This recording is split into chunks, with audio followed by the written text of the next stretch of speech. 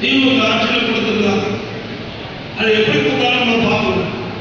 பாலாமுறை நான் சட்டமன்றத்தில் இதை பேசி அனைத்து இந்திய அண்ணா திராவிட முன்னேற்ற கழக உறுப்பினர் சட்டமன்றத்தில் பேசி அனைத்து இந்திய அண்ணா திராவிட முன்னேற்ற கழக பொதுக்கூட்டத்தில் பேசி அழுத்தம் கொடுத்த காரணங்கள்லாம் 27 மாதம் கழித்து தான் இந்த திட்டத்தை நிறைவேற்றினாங்க. இந்த திட்டம் வருவதற்கு காரணம் அண்ணா திமுக கட்சி.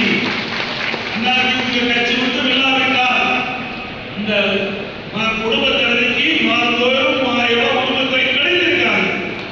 அதை கொண்டு வந்து கொடுப்பதற்கு காரணமாக இருந்தது அண்ணா திமுக கட்சி.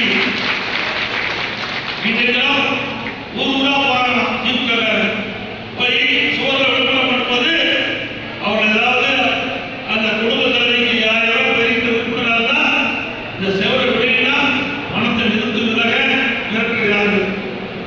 நிச்சயமா யாராலே என்னுடைய குடும்ப நலனுக்கு கொடுக்கின்ற தொகை நிறுத்த முடியாது.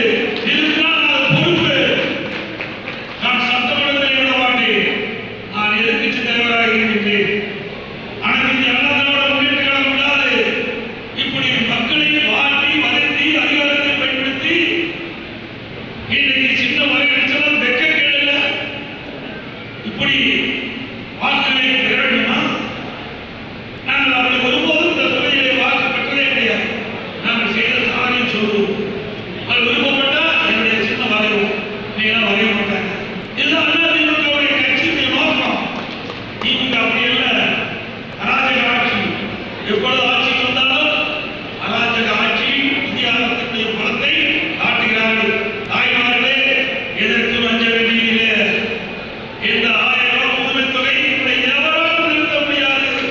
நிறுத்தினால் அந்த அதிகாரி சஸ்பெண்ட் ஆகி டிஸ்மிஸ் ஆகிடுவார். எந்த அதிகாரி உங்களுடைய குடும்ப தலைவிக்கு கொடுக்கப்படுகின்ற அந்த உரிமைத் தொகை 1000 ரூபாய் நிறுத்தப்பட்டால் அவருடைய அந்த அதிகாரியுடைய பணி போய்விடும். இதுபோன்ற செய்திகளை மேலும் தெரிந்து கொள்ள எங்களது யூடியூப், ஃபேஸ்புக் மற்றும் ட்விட்டர் ஆப்களை சப்ஸ்கிரைப் செய்யவும்.